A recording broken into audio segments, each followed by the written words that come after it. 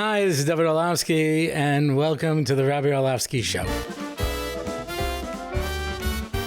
Whether you're watching with our friends over at Torah Anytime, or wherever you watch or listen to your podcasts, it is always a pleasure to have you along. And as I mentioned in the last two episodes, we're in the middle of a little fundraising drive because we have expenses to be able to try to keep the show going. And parenthetically, the original concept of the 5-minute Parsha piece was that we would have multiple sponsors. We have not only had multiple sponsors, we've barely had one, and that doesn't even cover the cost of production. So if you want to help to sponsor those, if you want to sponsor a regular episode, anything that people want to do to help make this keep going would be most appreciated. So, we don't really reach out as a general rule, but we need your help if we're going to keep going. And this is sponsored by Anonymous, who also sponsored last week's episode. Two of them. I'm reading the same dedication. The show must go on. My wife and I have not missed an episode since you started. Thank you, Rabbi Orlofsky. That's over 200 episodes that these people are sitting there watching, and they still want to see it continue. So hopefully there are more good people like them out there who want to see this little thing that we're doing keep going. And what can I tell you? I can only do what I can do, which is to sit and talk. And I do it all the time. I just sit, even when there's no camera, I just sit by myself and I talk. And, so once a week, we actually bring in professionals to film this and to distribute it. But I'm always talking. So it's a pleasure for me to be able to reach out and share ideas with you. So as we have said throughout, Kadosh Baruch Hu should give us a Yeshua and a Hatzalah. I wasn't the only one who said there's something messianic about this. It feels very special. And like when I went to Rabbi Bowman and Rabbi Moshe Shapiro, when the Twin Towers went down, they both told me the same thing. This is the beginning of Gog and Magog. And the Bnei Yishmael who took down the Twin Towers are continuing. It's amazing when you listen to these people, because sometimes they say it never happened. It's all lies. It's Israeli lies. It never happened. There are Hamas videos that they themselves filmed. Nope. It's all AI generated. It's all phony. It never happened. And then they say, we hope it happens again. Why would you say you hope it happens again if it never happened? And then they say, it never happened. But if it did, it's justified. So, make up your mind. Did it happen? Did it not happen? Is it justified? Do you hope it happens again? You find the same thing with Holocaust deniers. They say, the Holocaust never happened, and we hope it does. It's like, ay.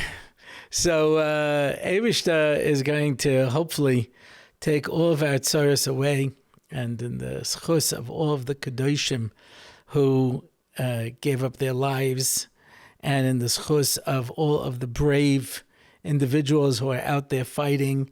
And, it's pretty scary. My son-in-law went off the grid. He told his wife that you can't reach me, I'm going off the grid. I had a suspicion that he was part of a secret group that went to Yemen to take out the missiles, but he will neither confirm nor deny where he was. But mafchid, mamish mafchid. Kadosh Baruch Hu has to protect us and has to save us, and we have to turn to Kadosh Baruch Hu ein od milavadoi to save us during these difficult times. So I'm continuing the series that I've been doing, and it's so interesting. I actually gotten some interesting feedback, and people say, I'm really surprised you've never spoken about Shabbos beforehand. And I didn't realize you have so much to say about it that you'd ever talked about it. Nah, I told you, I got lots to say about everything, And my children made me a birthday in a very nice restaurant because they wanted to go out to a very nice restaurant. And I was the Heichet Dimsa, And but they played a game, and the game was that they would take 3 cards. There was piles. a subject, a person, a place, and they would put the three of them together.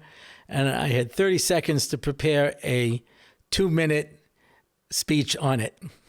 I had no problem because I could talk about anything, but some of them are really very impressive, I have to say. Should have recorded it. We could have put it up, gotten a sponsor. They could have paid for the meal. But anyway, there's plenty to say. So comes to Shabbos, there's a lot to talk about. So what I want to talk about in this episode is davening, the Tefilah of Shabbos.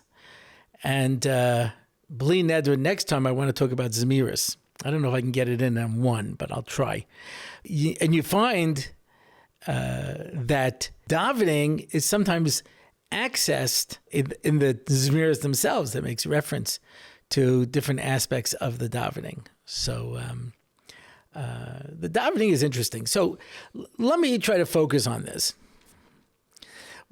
One of the challenges about Tefilah, and we had a series about Tefilah already. I'm sure you can go back and find them wherever you find podcasts are available. If assuming they have a search box, you should be able to find where we talked about Tefilah. But one of the complaints people have about Tefilah is that it tends to be the same thing, right? Shachris Mincha Ma'ariv, Shachris Mincha Ma'ariv. So when you're young, the davening still holds a certain amount of adventure to it. I see with my own grandchildren, they add this tefillah, they add that tefillah. But by the time you're in high school and you more or less got it down, Shachris Mincha Ma'ariv, Shachris Mincha Ma'ariv, over and over again. Yeah.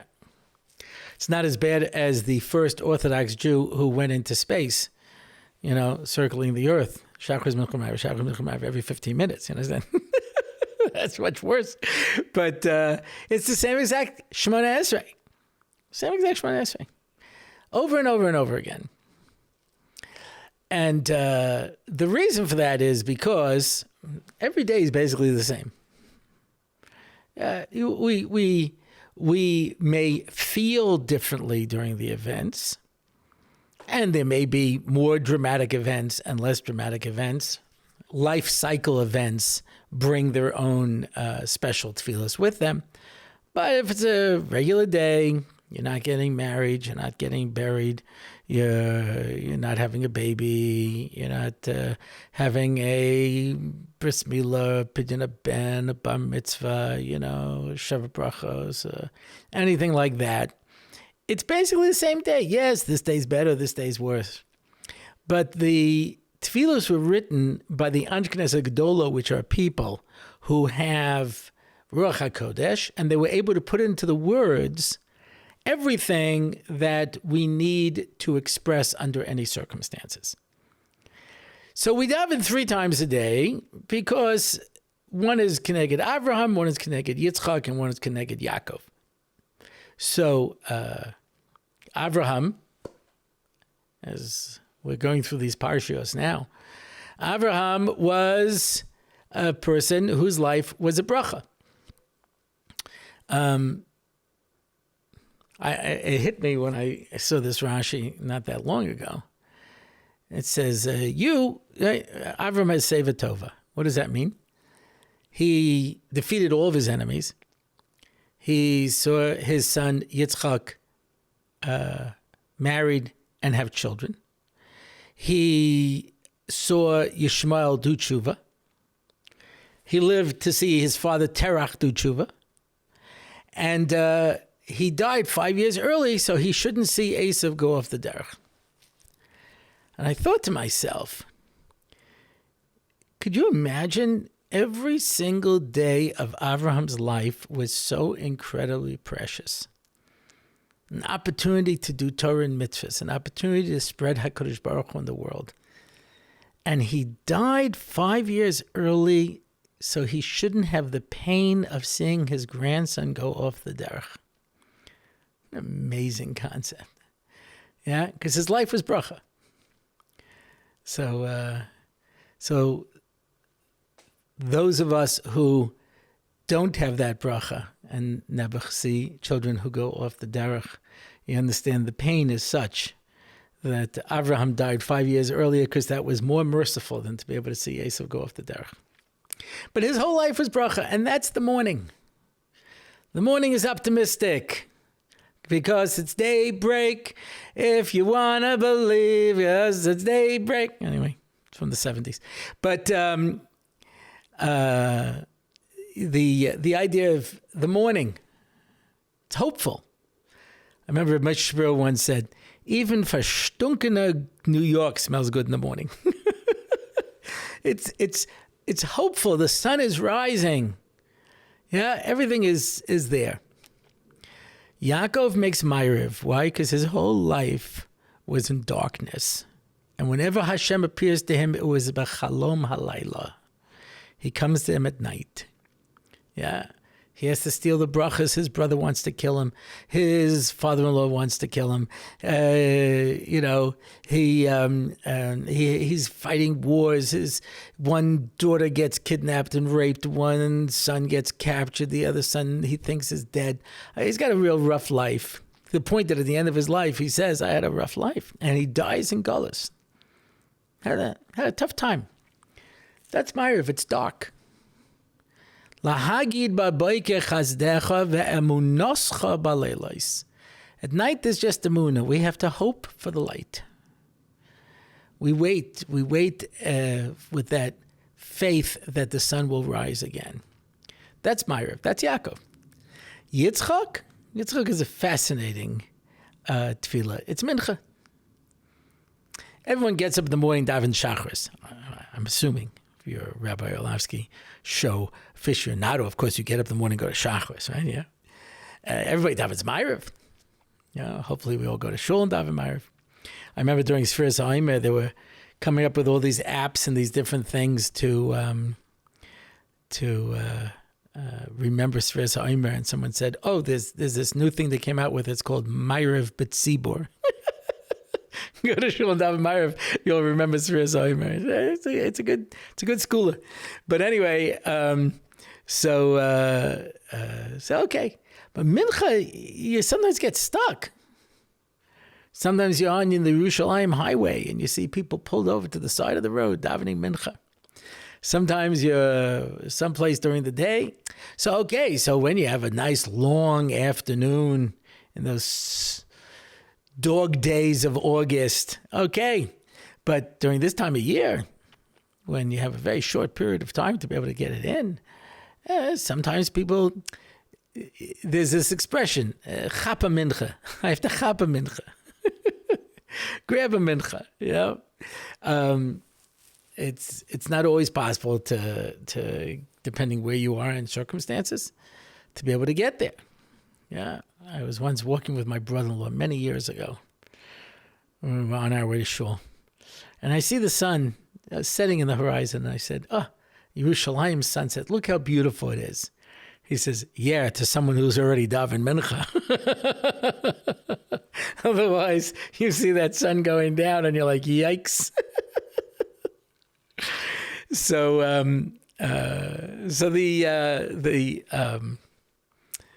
the idea of mincha is the sun is setting.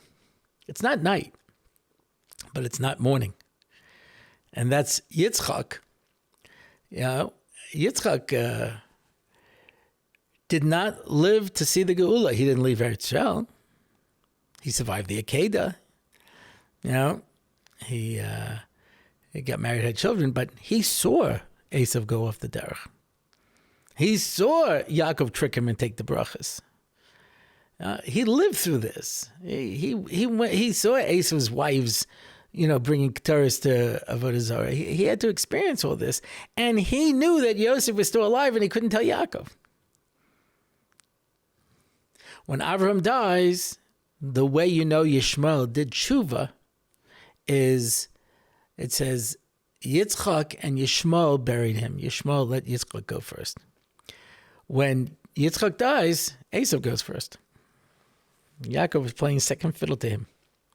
So Yitzchak did not get to see. He didn't go into the gullus, but he didn't have the bright and rosy experience that Avraham did. So the point is that we daven Shachris Mincha Ma'ariv, and although it's the same words, it's completely different.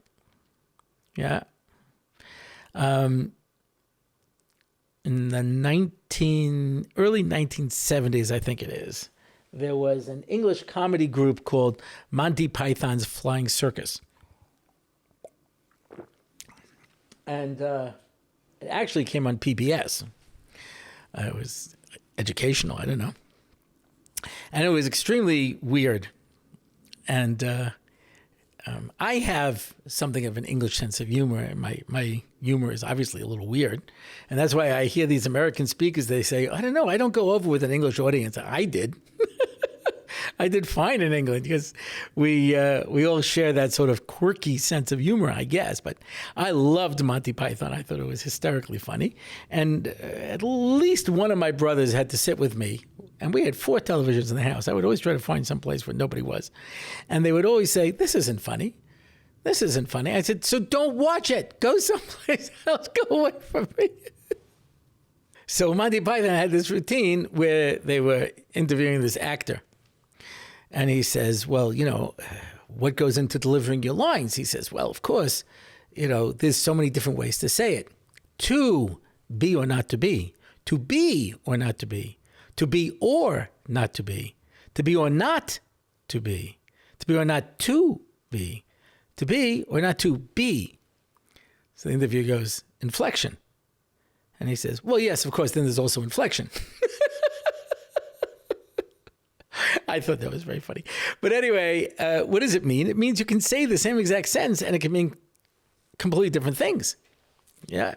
I heard an old Jewish comic so many years ago. It tells a story where the cop says, you stole a chicken. He goes, I stole a chicken? He admits it. Obviously, the way you say it makes all the difference in the world. There's a game show called Jeopardy! Came out in the 1960s. I saw it as a kid. Art Fleming. And Don Pardo was the announcer.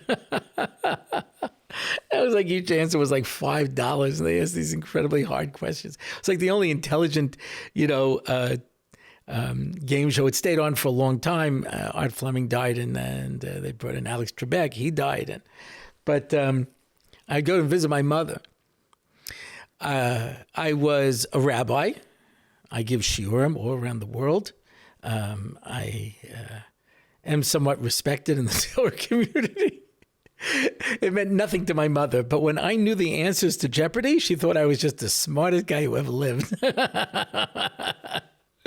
But the chap of Jeopardy is they give you the answer and you have to put it in the form of a question. So every now and then they have Celebrity Jeopardy. Now I remember this. There was a comedian by the name of Robert Klein. It's a deep cut. Anyway, he was on Celebrity Jeopardy. I don't remember the exact question, but it was something like, he was the first president of the United States. And he buzzes in and he goes, George Washington. He says, no, it has to be in the form of a question. He goes, George Washington? And then, of course, there's inflection, you see. So I can say the same tefillah, but one time I'm saying it from the view of the optimism of the morning. And one time I say it as the gathering clouds of afternoon and I chap the mincha. And the third one I say it at night, Hagid v'boike chazdecha ve'emunoscha b'leilos, in the darkness. And it's the same words, but the inflection changes. The way you say it is different. The feelings that you put into it. And you can do that with Shmona Esrei because it was written by Nevi'im and Chachamim. And it has that elasticity and flexibility that you can put anything you want into it. Okay. And so you say the same tefillah, Shachos Mincha Ma'ariv. Now, comes Yontif, the Shalosh Regalim. That's different. That's different, obviously. You have an Issa Malacha. There's a concept of the Yontif. And so we say a different Amida. I can't say Shmona Esrei because there's not 18 brachas. Even Shmona Esrei doesn't have 18 brachas anymore, it has 19. But that was only 7. Yeah. And it's a different, the first 3 are the same, the last 3 are the same. The middle one is about the Yontif. But you say the same tefillah, Shachris Mincha Ma'ariv. The fact is, I say a special Amida on Yantif, but it stays the same. Rosh Hashanah, it's different than the Shalosh Regolim, and it has a special Amida. But you say the same Amida of Rosh Hashanah, Shachris Mincha Ma'ariv. Yom Kippur is a completely different day. Ki bayom hazeh chapalem v'tayaschem v'kodach v'oseichem v'nei Hashem titharu. Right? So, but you say the same Amida, Shachris Mincha Ma'ariv. Because the idea that the day stays the same, it just has different expressions of the day, is true about Rosh Hashanah and Yom Kippur and the Shalosh Regolim and every single day of the year except Shabbos. Shabbos has 3 separate Amidas, not the same one. Obviously, the first 3 brachas and the last 3 brachas stays the same, but you say a different one Friday night, a different one Shabbos morning, and a different one by Mincha. There's another difference that you may have noticed. V'yanuchu vo Yisrael. At night you say V'yanuchu vo Yisrael. And by Mincha you say V'yanuchu vom Yisrael. One is feminine, one is masculine, one is plural. So there's something going on here with the Tefilah of Shabbos that's different than every other day of the year. Every holiday, every weekday is something special happening. And that is, to borrow from somebody else's seasonal understanding, there's the ghost of Shabbos past, the ghost of Shabbos present, and the ghost of Shabbos future. What does that mean? That means there's a past, present, and future. And that ties in, by the way, with the vo, and vom. I smell the blood of an Englishman. Anyway, so what are we talking about? Friday night, so you know, we say Vayechulu. Now, Kadosh Baruch Hu created the world. Yeah, and that's what the bracha is about. That Shabbos is a recognition that HaKadosh Baruch Hu created the world and rested on the 7th day. That is for sure the Shabbos of the past. Shabbos has a special Kedusha because Hashem rested on the 7th day and we rest on the 7th day.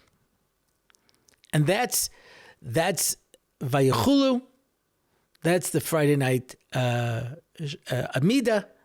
That's what we're capturing. We're capturing, if you will, the Shabbos of Bereshis, the Shabbos that was built into the Bria.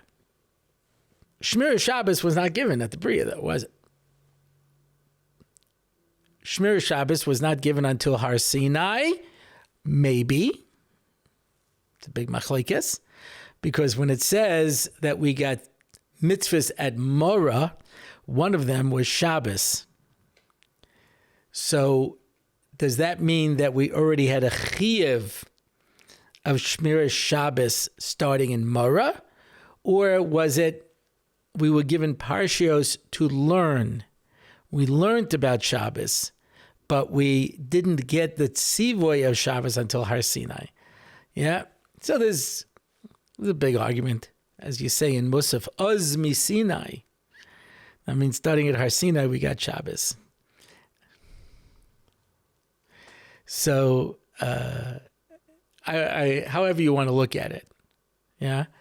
But Shabbos, the obligation of Shabbos came with the giving of the Torah.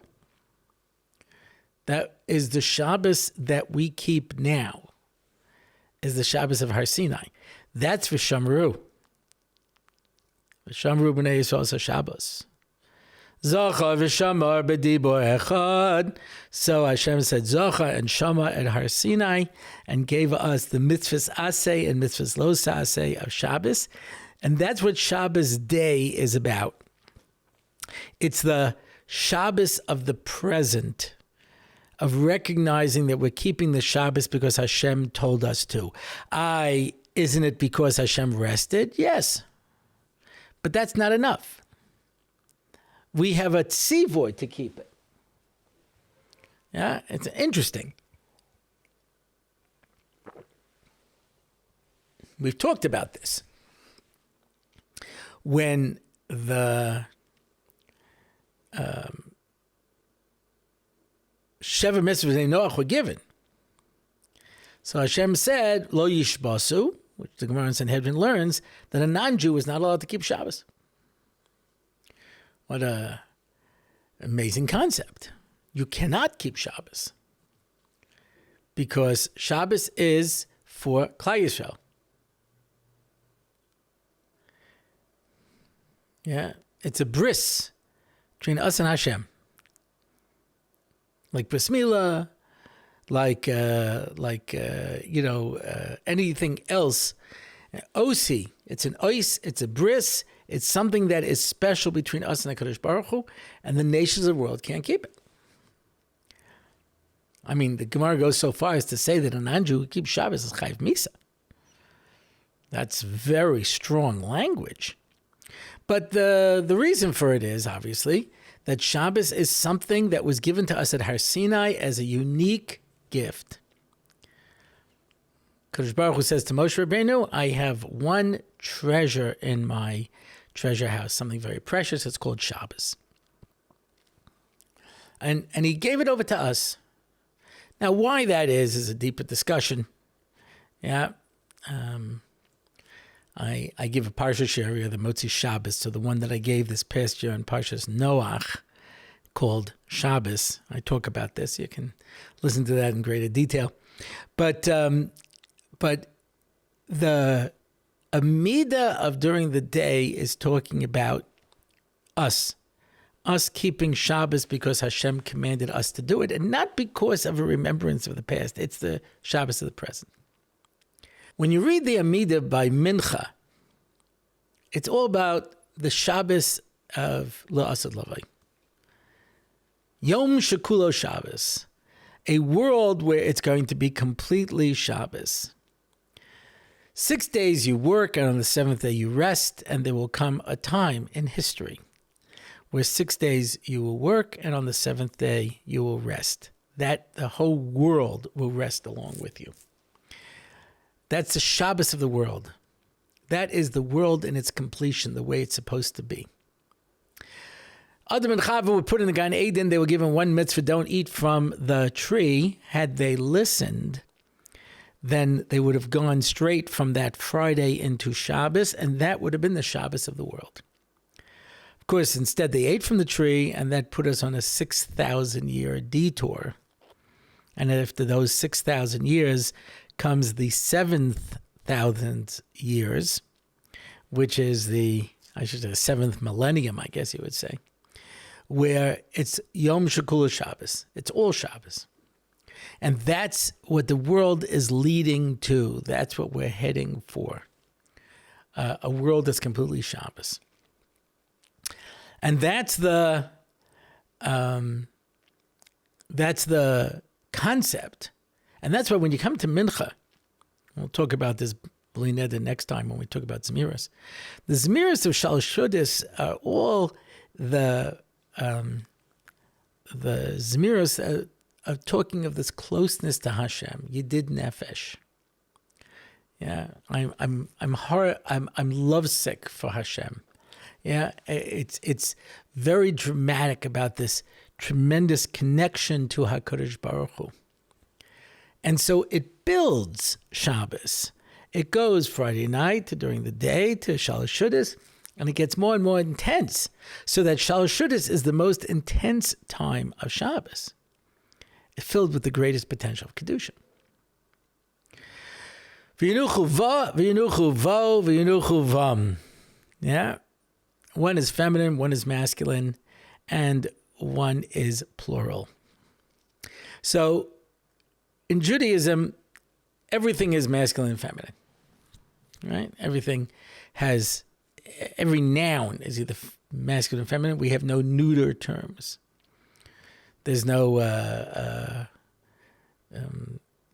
you, indiscreet, It's a tem and a ten, haim and hain. Yeah, everything is masculine and feminine. There's no Z.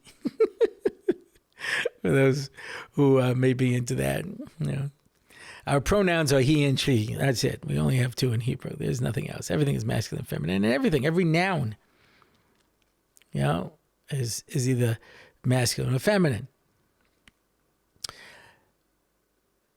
So our relationship to Shabbos is either we're relating to it as a man or as a woman. What's the difference between the two? So a man is mashpia and a woman is a makabel. Let us take the simplest example of a man-female relationship where you know who the man is and who the woman is. I know this is no longer politically acceptable to say this, but that's because the world has gone nuts, and eventually I'm sure they'll find their mind. One can hope. But, and that is when it comes to creating children, which is a very distinct, men and women have a very specific role in that. Yeah. So the man makes a contribution, an external contribution, and the woman internalizes that contribution and uses it to create new life. And that's why Shemayim va'aretz is man and female. The rain comes down and the earth takes it in and produces life. It's the male-female relationship. So the one that is mashpia and the one that is makabel, that's how it goes. So Friday night is v'yanuchu va. It's the feminine manifestation. Why? Because Hashem created the world and said to us, I created the world, and you are receiving this from me. Mamela, you're not so much a participant in this as much as you are just the one who is understanding that I created the world, and that's what you need to do. That's the female manifestation. Parenthetically, if I can say this without getting too graphic, in this process of contribution and receiving, so the man is usually on the top and the woman is on the bottom. And that's why Friday night we cut the bottom challah, because it's the feminine manifestation of Shabbos. Shabbos day, we were commanded to keep the Torah. Now the Torah is on us. We have a tzivui. We now need to go out and do Shabbos, not because Hashem did Shabbos, but because He told us, you do Shabbos. That's more of the masculine. That's more of the mashpia. That's why we cut the top challah. Yeah, there's a higher level here where we're saying, I'm doing Shabbos. I'm not just receiving Shabbos. I'm doing Shabbos. That's the second one. And when we look at our relationship with HaKadosh Baruch Hu, now remember, we came out of Mitzrayim and we had to become adults. We had 7 weeks to become an adult. That's how the Gemara puts it, that we were born at Yetzias Mitzrayim and we stood at Har Sinai to receive the Torah as adults. We grew up in 7 weeks. And at Har Sinai, there are many chazal that compare the giving of the Torah to a wedding, where the two of us came together. And that is the Shabbos of the future, where we're in this world to accomplish something. V'yanuchu vam. We struggle during this world, during these 6,000 years, to be roi, to have a place in Yemos Mashiach, that we can make the world the way it's supposed to be, not just sit back and say, okay, this is how it is, but to go out and do, to be attacking the world, to do something with it. And when we do, then us and HaKadosh Baruch Hu can join together. That's V'yanuchu vam. The two of us are together. Which challah do you cut? Yeah. So it's ironic. You don't really need Lechem Mishnah, says the Taz, for Shalosh Shudas. And his raya is that every day mun would fall. They made it into 2 loaves. They had one in the morning, one in the evening. And Friday, a double portion came, so they made 4 loaves. So they ate one Friday night. They had one Friday morning. And then Friday night, they still had 3 challahs left, so they had able to use lechem mishnah. And they ate 1. And then Shabbos morning, they still had 2 loaves left, so they did lechem mishnah. By Shalosh Shudas, they only had 1 left, so there was no lechem mishnah for them to make a bracha on. So that's why he says you don't have to. Not everyone agrees, yeah. But the question of which one you cut, Mistam, you'll cut the top one, because on Yontiv you cut the top one. You always do the one that's on top right away. You don't want to pass over a mitzvah. But the point is that the davening is set up in such a way as to take us through the 3 aspects of Shabbos: the fact that Hashem created the world, the fact that Hashem gave us the Torah, and in the Torah told us to keep the Shabbos, and the Shabbos of La'asad Lavai, of a world in completion, where us and HaKadosh Baruch Hu will come together. Mitzvah Hashem, we should be zayich to be able to see that quickly, and when we daven on Shabbos, we should understand that the tefillas on Shabbos are not just like on a regular day where the inflection changes, where the feelings change, but in fact there's 3 separate aspects to Shabbos that we're acknowledging. Okay, and that brings us to the question and answer portion. And I should point out that when I did my shout out to my friend Mendel from Torah Sweets, so I mentioned Mendel Dubinsky. That's because I only know 2 Mendels. I'm not counting Mendel the mouse. Yeah, I really only know 2 Mendels. So the Dubinskys are this wonderful, wonderful couple that stayed by our house for a Shabbos. They came from Texas, and they were so inspired by how much food we served that they became frum. just to show you. And they tell everybody that they get frum at the Orlofsky's house. So I misspoke. Of course, it's my friend Mendel Berlin. And he says maybe just correct that the next time. Fine. Okay, Anonymous, why don't women have to wear yarmulkes? So we talked about this in the podcast portion, and that is that there's a difference between men and women. Men are external and women are internal. As such, men need externalities in order to keep their focus, right? So men have a mitzvah to wear tefillin, where they write on a cloth, remember Hashem, and they tie it to their head on their brain, remember Hashem, and they put it on their muscle. Before you do something, remember Hashem, and they point it to their heart, remember Hashem. They need an external reminder. Women don't have to do that because it's internal. They have an internal power. The mashal I bring is from a documentary on this subject that came out many years ago. It must be about 50 years ago, I'm guessing, something like that, called Star Wars, wherein Luke Skywalker wants to fight the bad guys who killed his parents. Not really his parents, turns out his father was Darth Vader, but that's another story. But anyway, so he joins up with Han Solo, who's a guy who has a blaster. And he blasts, bam, bam, bam. But his Rebbe, Obi-Wan Kenobi, says to him, you're making a mistake. Your koyach is on the inside. Reach inside of yourself and use the force. Don't waste your time with a blaster. So, whereas Han Solo, the man, is going around shooting, Luke Skywalker is just reaching inside of himself to reach the force. And then he can kill everybody, right? So that's the idea. So women have the force. It's an internal thing. And what Obi-Wan told them is, put away all these things. Put away the computer that's guiding you. Put away this. Just use the force. So women, because they have this internal understanding, they see things from a more basic level. To put something on their head, what's the purpose of yarmulke? Yarmulke. Remember God is above you. So a man has to take something and put it on his head. Remember God's taka, God's up there, yeah. For women, that's a distraction. They don't need that. They use the force. It's on the internal. They reach inside of themselves.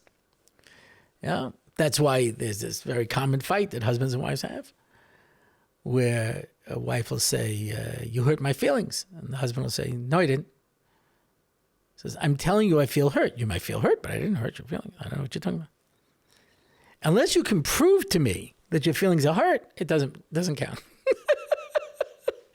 But I know it. I know it to be a fact. Yeah.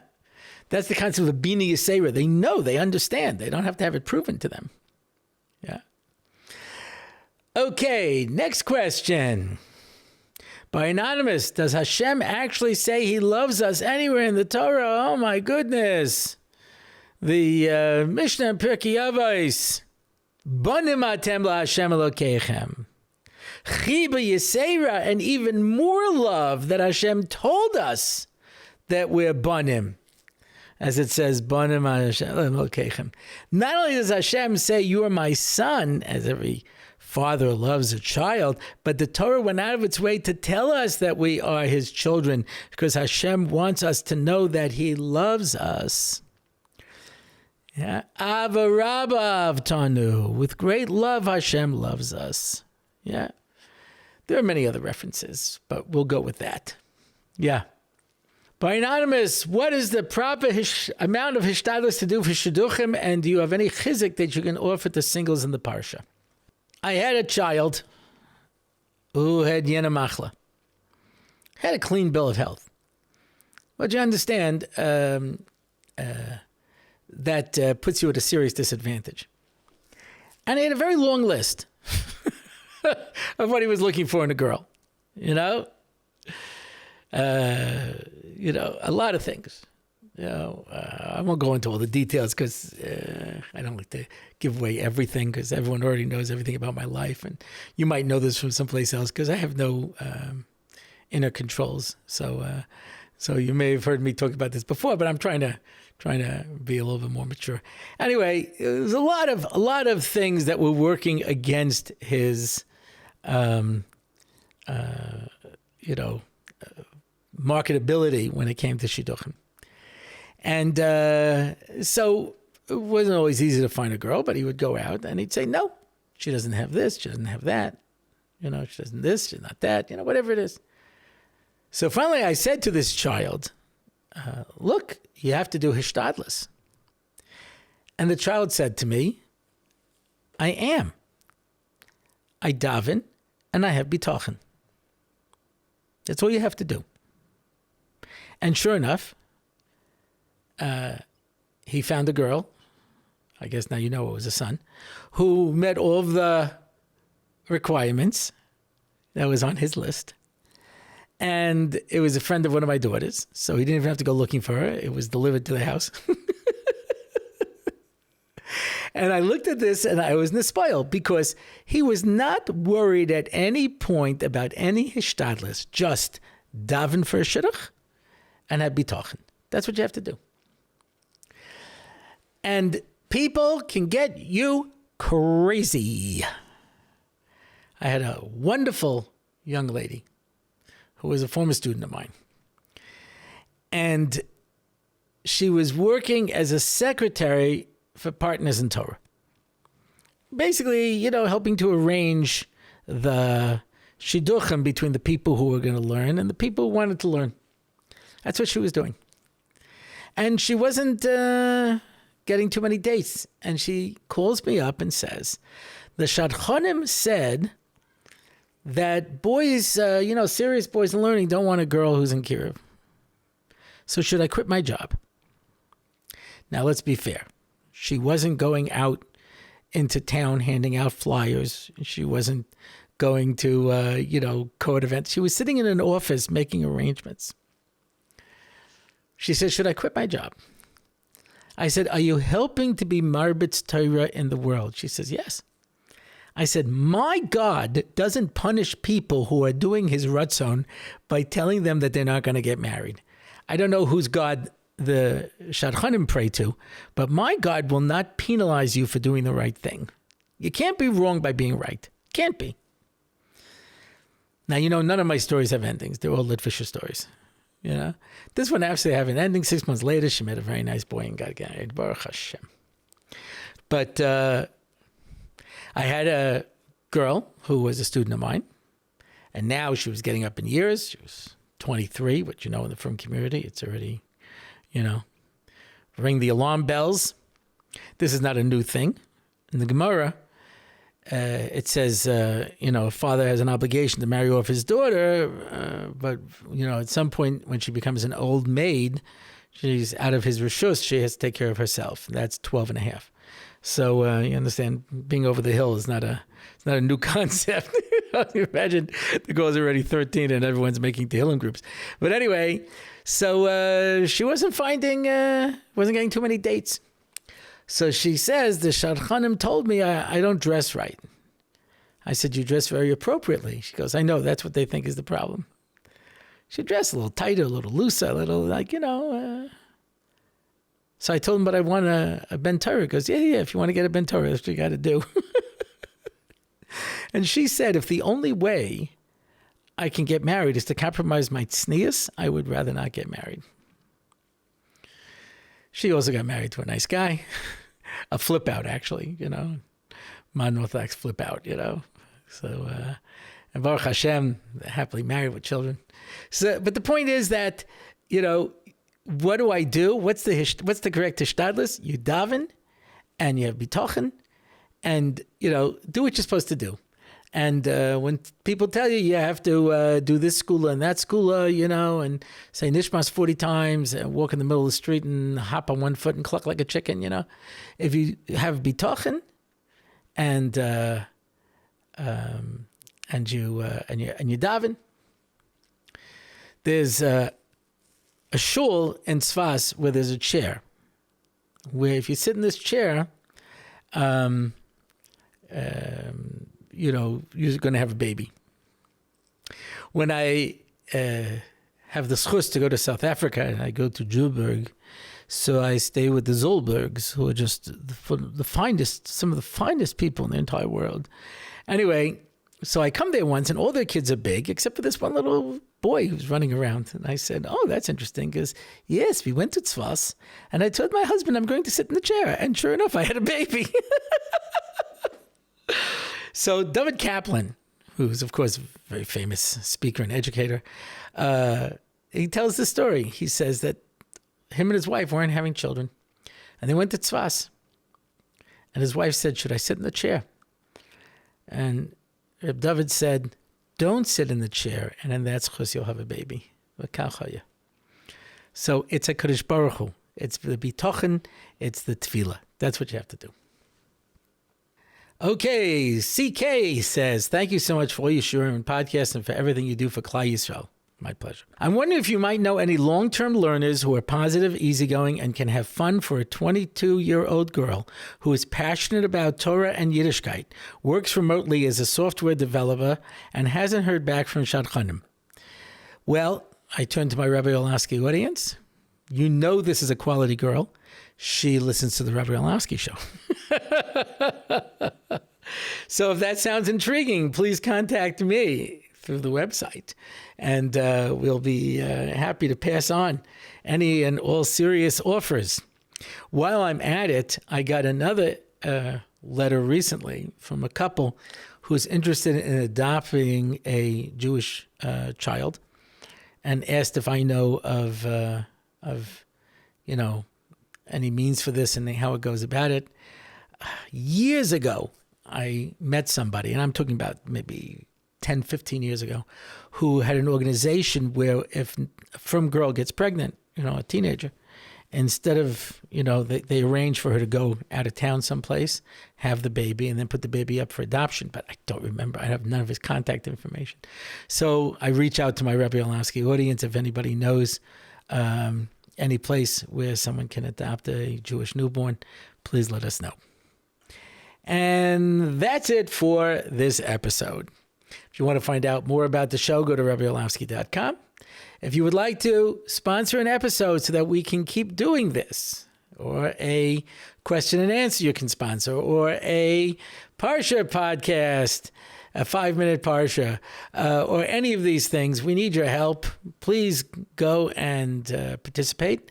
If you want to sign up for one of the online shiurim, Tefilah, Mesil Shasharm, or the Daf Yomi, those are available as well. And that's it for this episode. Hope you've had a good time. It's always a pleasure that I have this chus as long as the Kadosh Baruch Hu gives me the opportunity to be able to do this. I am Rabbi Orlofsky, and this has been the Rabbi Orlofsky Show. It's the Rabbi Orlofsky Show. Torah and Simcha, ready to go. It's the Rabbi Orlofsky Show. Knowledge and wisdom will help you grow. Lots of fun in every episode, and we don't have to rhyme. No, we don't. It's the Rabbi Orlofsky Show on RabbiOrlofsky.com. Torah anytime, YouTube and more. It's the Rabbi Orlofsky Show. Torah and Simcha, ready to go. It's the Rabbi Orlofsky Show. Till next time, till we meet again. It's the Rabbi Orlofsky Show. It's the Rabbi Orlofsky Show. It's the Rabbi Orlofsky Show.